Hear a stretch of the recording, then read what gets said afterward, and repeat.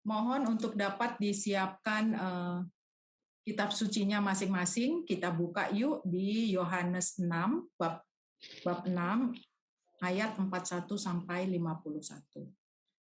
Lalu nanti ketika kitab suci dibacakan, saya mohon bantuan dari Bapak Ibu untuk bisa membacakan juga.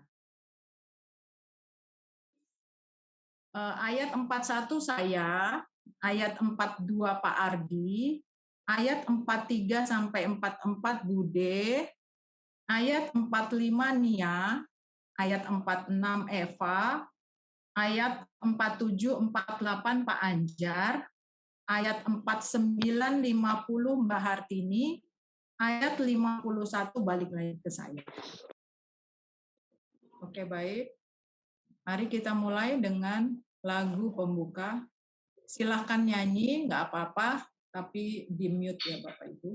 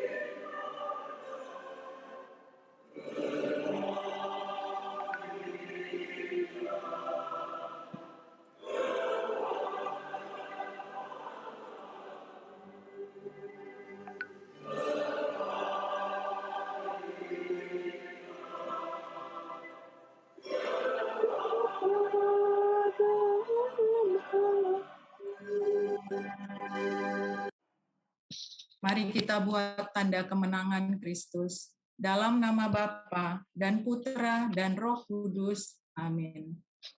Kasih karunia, rahmat dan damai sejahtera dari Allah Bapa dan Putra dalam persekutuan dengan Roh Kudus selalu beserta kita. Sekarang dan selama-lamanya. Mari kita doakan bersama-sama doa pembuka. Silahkan, mari kita berdoa. Bapa yang ada di surga, Tuhan Yesus telah Engkau utus untuk memberikan dirinya sebagai roti hidup kepada kami. Berkati kami pada pertemuan saat ini, supaya kami mampu memahami arti sesungguhnya dari roti hidup dan memperoleh hidup yang kekal. Bapa yang maha murni, dalam kemurahan hati-Mu, kami mohonkan doa kami ini. Amin. Ibu Bapak yang terkasih, salam kasih dalam Kristus Yesus bagi seluruh Bapak Ibu, saudara-saudari, anak-anak di lingkungan Katarina Siena. Seperti yang sudah disampaikan bacaan gokil pada bulan Agustus ini ada mengajak kita untuk menikmati Kristus Yesus, Sang Roti dan Mana Hidup. Tahun ini kita diajak juga untuk melakukan aktivitas konsolidasi ke dalam sesuai dengan agenda tahun 2021 dari Keuskupan Agung Jakarta yang lebih kita kenal dengan kata tahun refleksi. Layaknya kita menikmati roti yang biasa kita beli di toko-toko, tetapi pada tahun ini, kali ini kita diajak untuk menikmati roti hidup yang telah turun dari surga bagi orang-orang pilihannya. Pada bacaan Injil Yohanes bab 6 ayat 41 sampai 51 ini kita menghantarkan untuk mengetahui cara, sikap, bentuk dan dampaknya bagi kita setelah kita menikmati makan sang roti hidup bagi kehidupan manusia.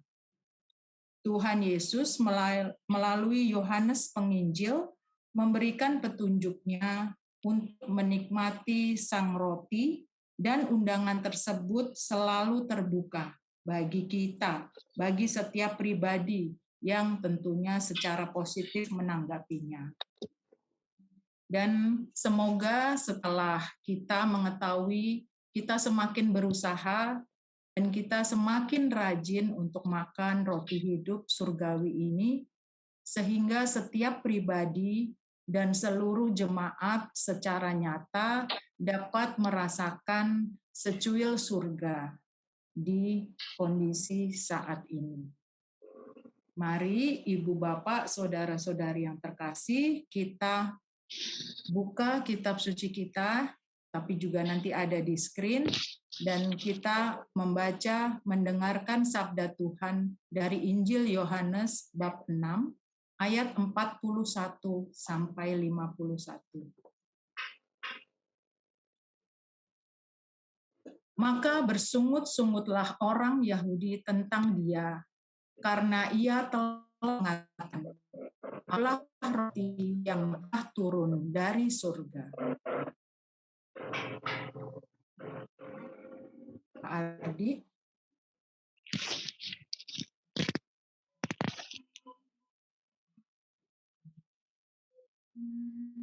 Sampai 43 tadi. 42. Kata mereka, bukankah ia ini Yesus, anak Yusuf, yang ibu bapaknya kita kenal? Bagaimana ia dapat berkata, aku telah turun dari surga?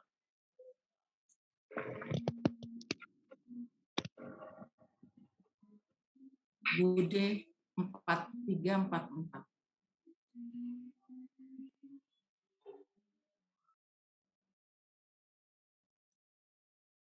Jawab Yesus kepada mereka, "Jangan kamu bersungut-sungut.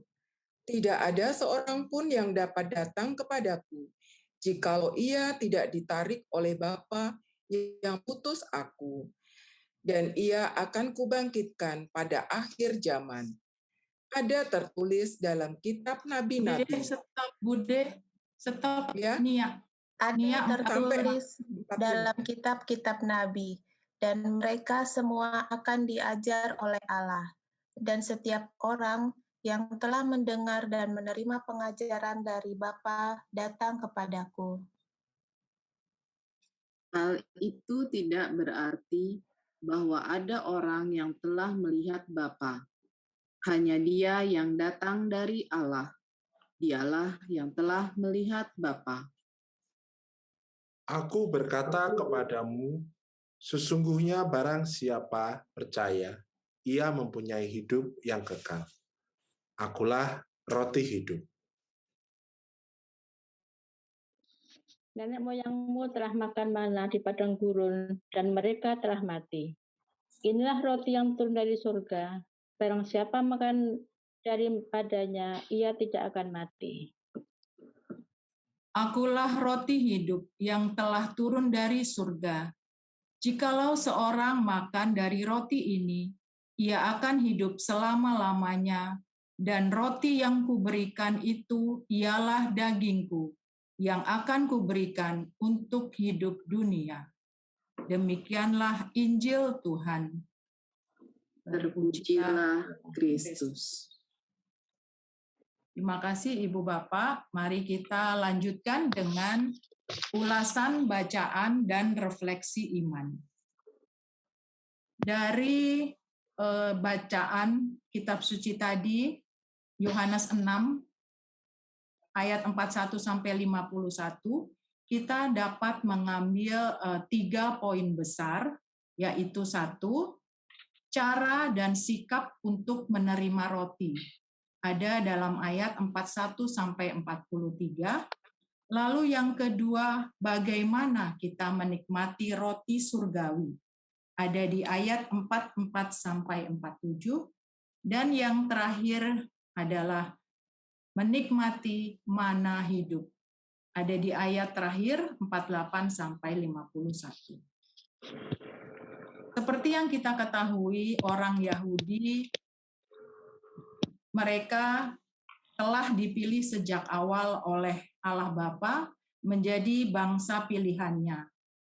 Dalam kisah ini digambarkan sikap orang Yahudi yang menolak kehadiran Yesus, Sang Roti dari surga. Telaah tulisan dalam ayat 41 sampai 43 akan mengantar kita untuk bercermin dari orang Yahudi. Bagaimana sikap mereka terhadap Sang Roti surgawi itu sendiri. Lalu cara dan sikap untuk menerima roti atau sikap terhadap Sang Roti surgawi itu bagaimana? Itu akan ada 3 hal besar juga yang bisa diambil dari ayat 41 sampai 43. Boleh dibantu kira-kira dari 41 sampai 43, Ibu Bapak, hal mana yang sikap mereka yang menolak kehadiran Yesus? Atau sikap mereka bagaimana? Ayat 41 disebutkan apa ya Bapak Ibu? Bersungut-sungut.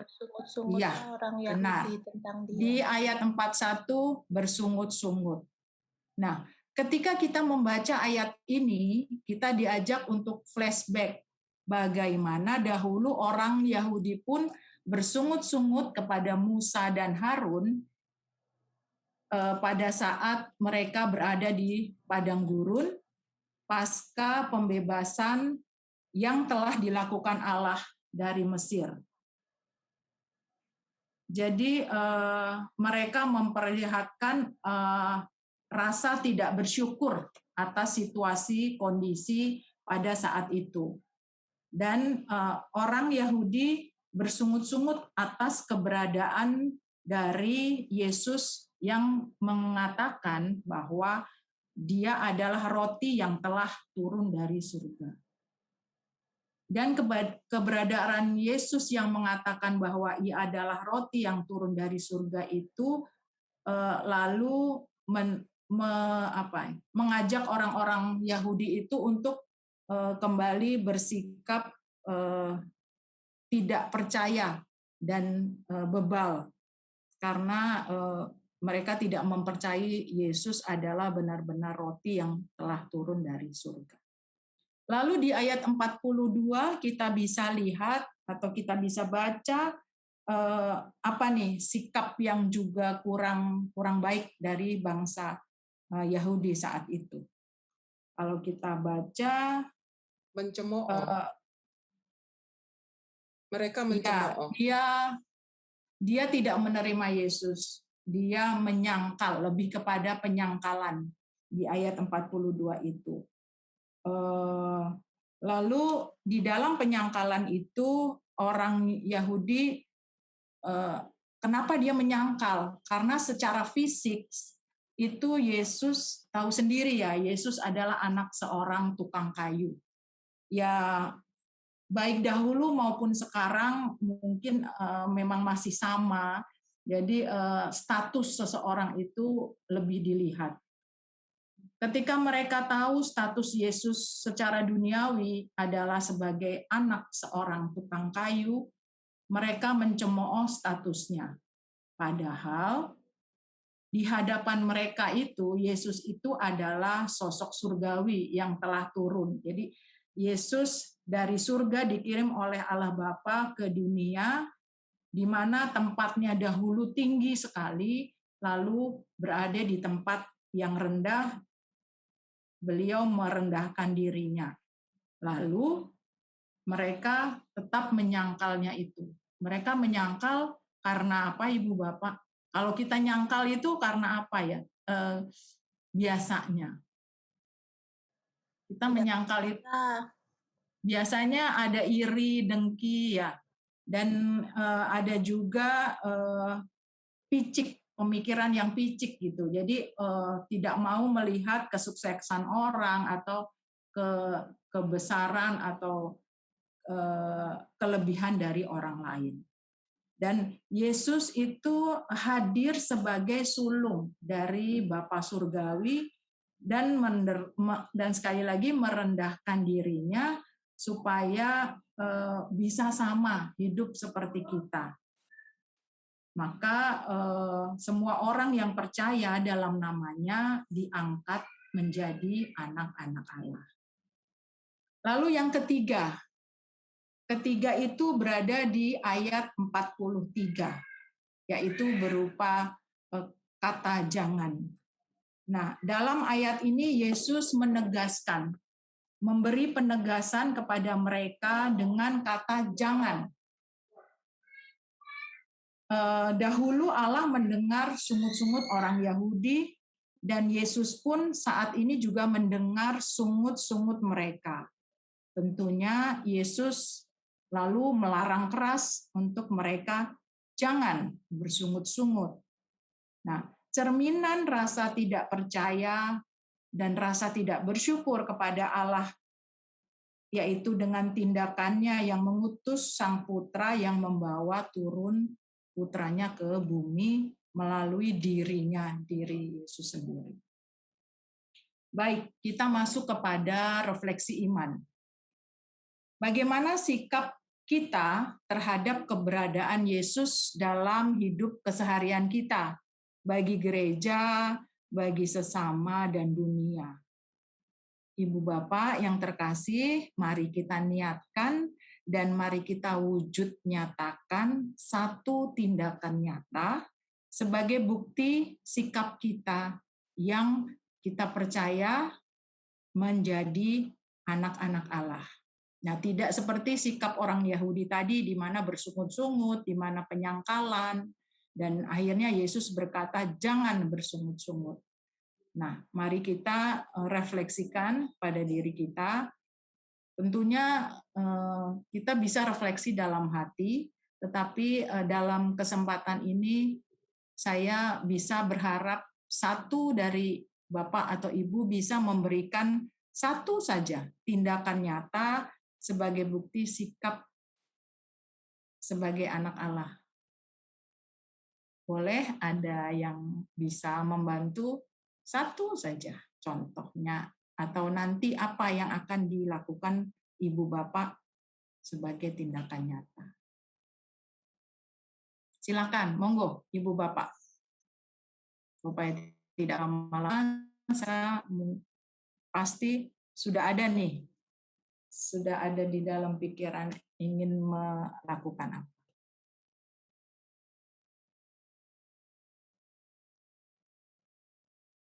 Monggo, Bude.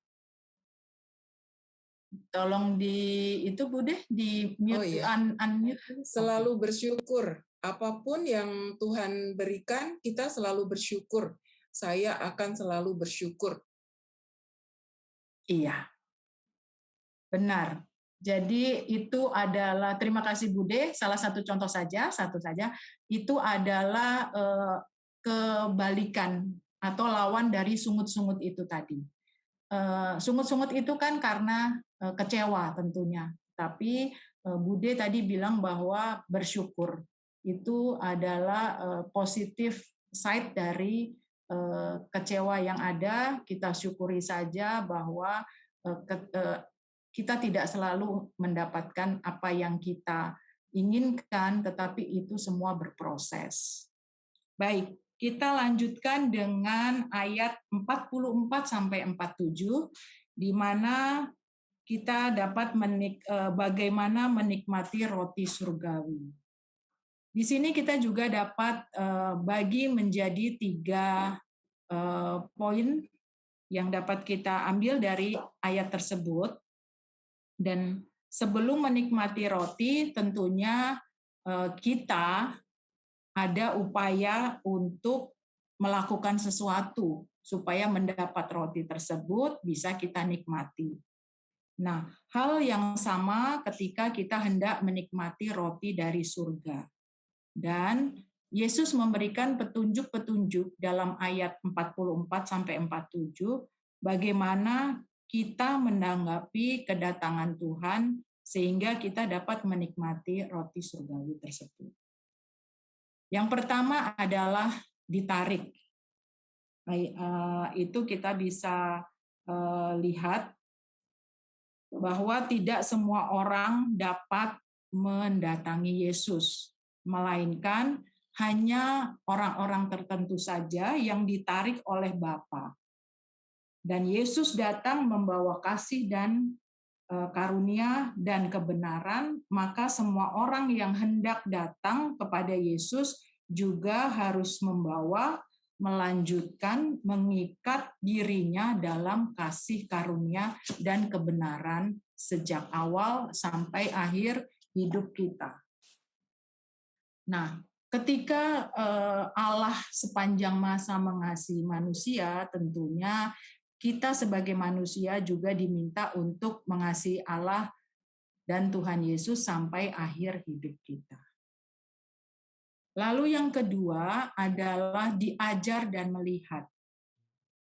Di sini Allah mengajar semua orang menjadi murid Tuhan. Ada tuntutan untuk menjadi seorang murid. Nah, di sini kan ada beberapa yang guru juga, bahwa seorang guru menuntut muridnya untuk mau belajar, rajin belajar, nilainya bagus, ketika guru menerangkan, mendengarkan, nah seperti itu, mau belajar. Nah, yang datang kepada Yesus adalah setiap orang yang telah mendengar. Nah, kalau mendengar itu kita analogikan dengan anak-anak mungkin ya, atau dengan siapapun, rekan kita, teman kita. Nah, kalau kita mendengar, biasanya kita apa? Kalau kita mau mendengarkan mereka ngomong, kita mendengar, itu artinya kita percaya. Kita percaya, lalu dengan kita percaya, kita mau mendengarkan. Setelah kita mendengarkan, kita terbuka untuk menerimanya. Nah, kalau misalnya nih contoh kasus nih ya, kalau kita tidak percaya kepada orang itu, ya maaf ya, mungkin biasanya perkataannya selalu tidak sesuai. Apa yang dikatakan, apa yang diperbuat suka nggak sama. Lalu ketika dia ngomong, kita ya udah males dulu ya. Kita masuk kuping kiri, keluar kuping kanan, atau masuk kuping kanan, keluar kuping kiri, atau kita secara acuh tak acuh atau cuek, dia ngomong, ya kita pikirannya kemana-mana, karena kita tidak percaya pada orang tersebut. Lalu, sebagai murid Tuhan, kita dapat melihat Bapa secara langsung melalui Yesus itu. Yesus Sang Firman yang menjadi manusia. Maka kita harus ingat-ingat nih, kalau kita bisa flashback lagi. Kalau kita mendengar orang bicara, lalu kita memberikan perhatian, itu berarti kita percaya kepada orang yang kita dengarkan tersebut. Baik, lalu ya ini tadi yang saya sampaikan, percaya itu tadi. Jadi sekali lagi Yesus menekankan supaya kita percaya, dengan percaya aja juga nggak benar. Jadi percaya dengan iman, artinya percaya dengan sungguh-sungguh. Percaya yang sesungguhnya. Nah, percaya sesungguhnya, kita percaya kepada Yesus, maka kita harus belajar. Kita harus mengenal. Dan kita harus memahami, tentunya kita juga harus meniru, karena Yesus menjadi panutan kita. Lalu kita merasakan betapa hebat kuasa Allah bagi kita. Tentunya bagi kita yang percaya. Nah, dengan kita percaya itu, maka kita akan ikut ke dalam setiap proses yang diterima oleh Tuhan, yaitu kebangkitan badan dan kehidupan kekal.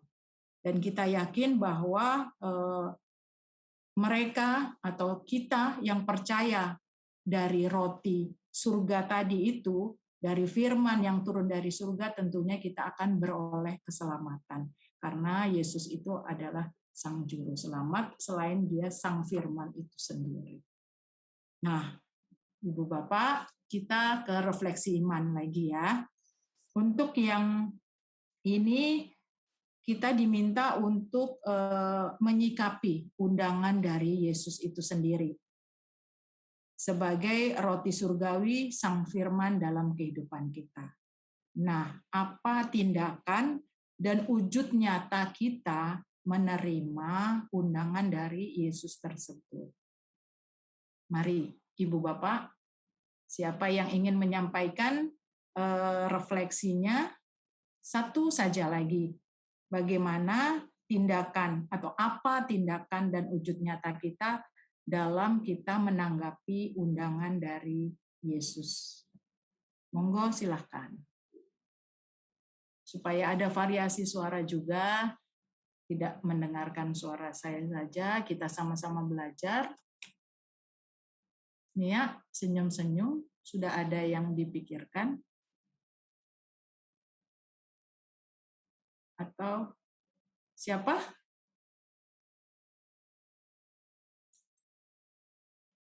Silakan, Ibu dan Bapak. Eva? Atau di layar saya saja yang kelihatan. Nah, itu Nia gerak. Tadi kelihatannya agak nge-lag. Monggo silakan, supaya tidak lama-lama. Boleh, Bu? Iya, silakan. Ya. Bu Eva. Ya, menyikapi undangan dari Yesus. Ya, kalau kita diundang berarti ya kita menerima lalu kita ya tadi kan mewujud nyatakan dalam perbuatan yang mungkin satu memperlihatkan kalau Yesus itu adalah kasih, jadi kita memperlihatkan tindak kasih kita kepada orang di sekeliling kita. Kurang lebih seperti itu. Baik. Terima kasih Ibu Eva, karena kan memang kita juga sudah tadi ya, kita kan dipilih ya. Kita adalah umat-umat pilihan yang dipercaya, dan kita memang dimampukan untuk kita bisa bersikap, bertindak tanduk dengan panutan dari Tuhan Yesus sendiri. Baik, terima kasih. Mari kita lanjut dengan hal yang ketiga, menikmati mana hidup. Dari ayat-ayat terakhir di dalam Injil Yohanes bab 6 tadi, Yesus menegaskan kembali bahwa Ia adalah roti hidup. Nah, pengulangan ini menekankan pentingnya menyadari bahwa Yesus adalah roti hidup. Nah, mana yang dimakan bangsa Yahudi ketika lekang oleh waktu, maka akan berulat dan berbau busuk. Kita baca di Keluaran. Dan mereka yang memakannya tetap mati saat waktunya tiba. Ya mati gitu saja. Nah, sedangkan Yesus adalah mana hidup yang harum semerbak, berguna, menghidupi, siap santap, dan tentunya tidak ada kadaluarsanya. Dan undangan Yesus untuk memakannya dalam artian mana surgawi itu tadi, maka kita tidak akan hidup. Kita akan hidup selama-lamanya karena kita dan percaya bahwa walaupun nanti kita sudah meninggal, kita sudah mati, tetapi kebangkitan seperti Yesus akan kita rasakan nanti. Kita akan dibangkitkan dan kita akhirnya hidup di surga bersama para kudus.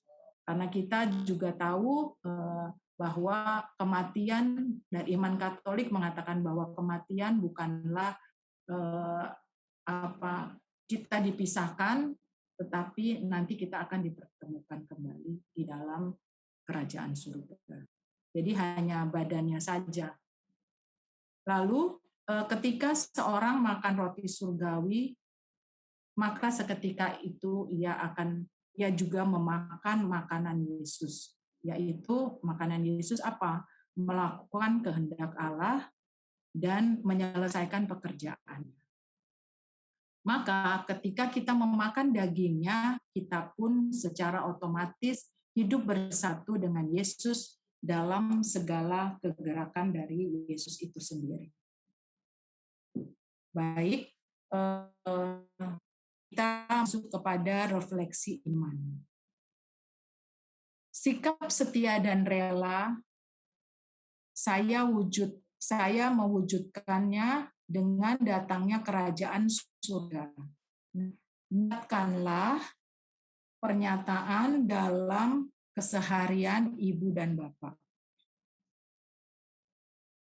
Sorry, agak bingung ya. Siap, setia, dan relakah kita atau saya dalam mewujudkan datangnya kerajaan surga tersebut?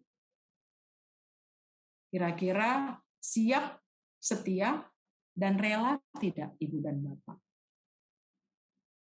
Udah usia segini kita ya, maksudnya kita nggak siap ya, nggak siap setia ya. Kita sudah berpuluh-puluh tahun mengikuti Yesus, tentunya kita siap setia. Saya yakin Ibu dan Bapak, saudara-saudari yang ada di sini siap setia ya.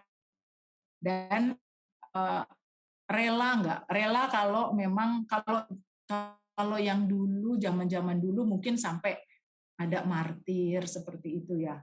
Nah, kalau dalam saat ini, dalam kondisi yang sekarang ini, setia dan rela itu apa kira-kira gambarannya?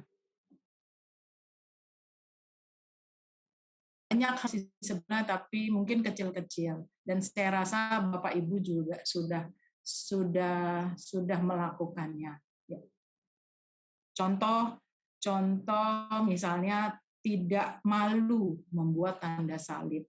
Itu kita juga udah setia terhadap kekatolikan kita. Nanti kalau misalnya kita di mana tempat mau makan tapi malu membuat tanda salib, tentunya itu harus kita tanyakan kembali. Setiakah kita kepada Yesus?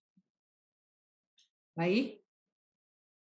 Setelah ulasan bacaan dan refleksi kita tadi, mari kita siapkan hati kita, Ibu dan Bapak, untuk kita melanjutkan dengan doa umat. Nanti Ibu dan Bapak diharapkan untuk bisa juga menambah dengan doa spontan. Nanti langsung saja setelah saya selesai doa-doanya. Mari kita siapkan hati kita.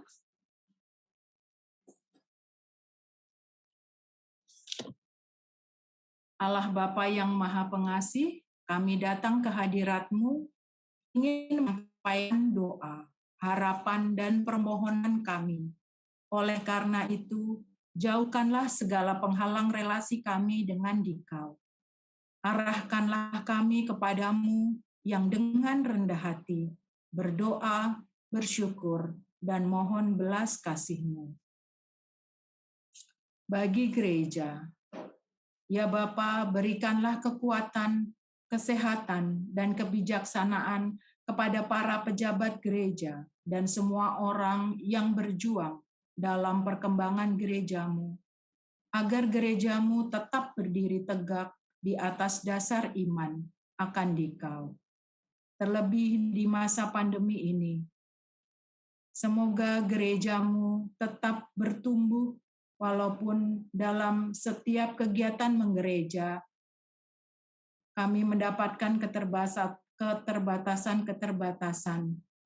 Dan semoga gereja-Mu tetap tumbuh walaupun saat ini kegiatan menggereja kami dilakukan secara online atau virtual. Marilah kita mohon. Kabulkanlah doa kami ya Tuhan. Bagi para pemimpin kami, Bapak Paus, Uskup, Pastor, Bruder, Suster, Frater. Ya Allah yang Maha Kasih, Engkau telah memilih para biarawan dan biarawati menjadi penerus-Mu dalam menggembalakan kami. Lindungi mereka selalu dan jauhkanlah mereka dari kuasa jahat untuk berpaling dari-Mu. Marilah kita mohon. Kabulkanlah doa kami ya Tuhan. Bagi para pemimpin bangsa, Bapak, mohon berikanlah pandangan yang positif dan jiwa nasionalisme, serta pikiran yang bijak dan benar bagi para pemimpin negara kami dalam menyelenggarakan semua program kerja mereka.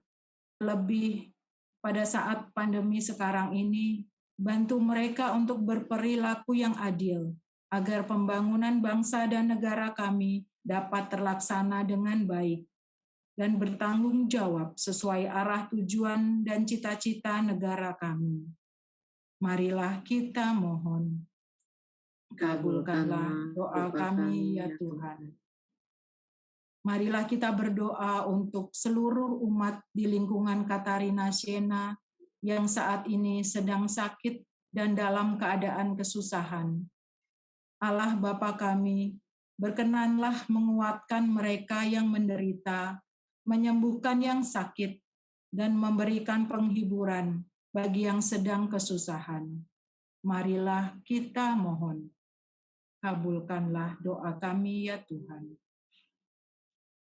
Saya berikan kesempatan kepada Ibu Bapak, Saudara-saudara yang ingin menyampaikan doa-doa spontan.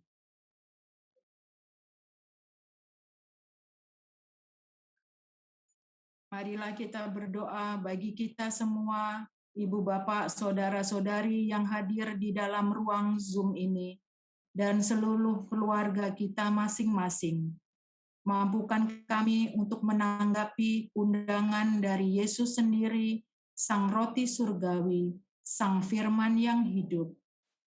Dampingilah kami untuk selalu siap setia dan rela mewujudkan datangnya kerajaan surga dalam kehidupan kami sehari-hari. Marilah kita mohon. Kabulkanlah doa kami ya Tuhan. Demikianlah ya Bapa, doa-doa yang kami panjatkan kepadamu. Semoga Engkau berkenan mengabulkannya. Sebab semua ini kami panjatkan kehadirat-Mu dengan pengantaraan Kristus Tuhan kami. Amin. Ibu Bapak yang terkasih, mari kita tutup rangkaian doa gokil pada malam hari ini dengan doa penutup, berkat, dan lagu penutup. Mari kita doakan doa penutup bersama-sama. Terima kasih Tuhan Yesus atas nasihat-Mu bagi kami. Teguhkanlah senantiasa sikap beriman kami, dipenuhi syukur sebagai anak Allah. Layakkanlah kami melalui segala sikap, tindakan, kata, dan aksi, sehingga mampu membawa indahnya kehidupan surgawi di bumi ini. Dengan pertolongan Roh Kudus, bimbinglah agar kami siap, rela, setia, menjalankan hidup bersama gerakan-Mu. Semoga dengan berkat dari Allah Bapa, kasih Yesus Putra, dan tuntunan tangan Roh Kudus memampukan kami semua menjadi roti hidup seperti Kristus bagi dan di dalam dunia saat ini. Amin. Mari kita siapkan hati dan pikiran kita hening sejenak untuk mendapatkan berkat dan pengutusan. Marilah kita memohon berkat Tuhan. Tuhan beserta kita sekarang dan selama-lamanya. Semoga segenap peziarahan hidup kita, pelayanan kita, dan seluruh keluarga kita senantiasa dilindungi dan diberkati oleh Allah yang Maha Kuasa, Bapa, Putra, dan Roh Kudus. Amin. Mari kita dengarkan lagu penutup.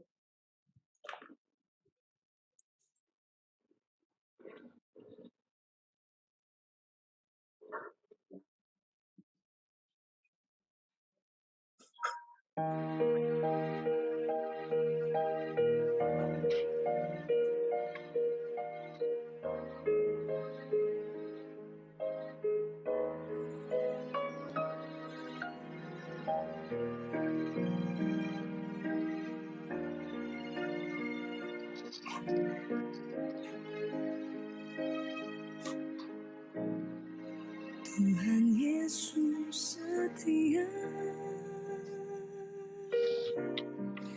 Dia sahabat kita. Dalam segala susahku, selalu menghiburku. Dia mengerti bahasa tetesan air mata. Waktu badai mengamuk dan gelombang menyerang, Tuhan Yesus setia.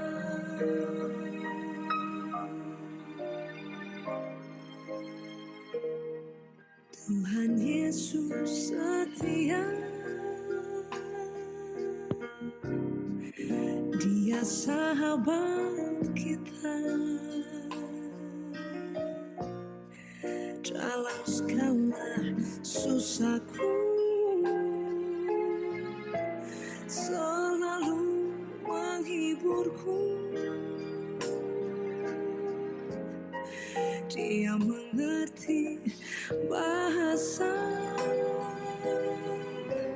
tetesan air mata.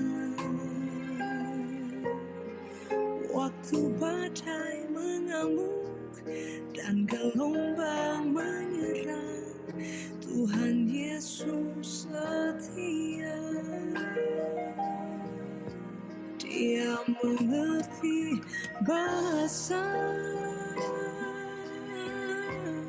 tetesan air mata. Waktu badai mengamuk dan gelombang menyerang, Tuhan Yesus setia. Dia mengerti bahasa tiap tetes air mata. Waktu badai mengamuk dan gelombang menyerang, Tuhan Yesus setia.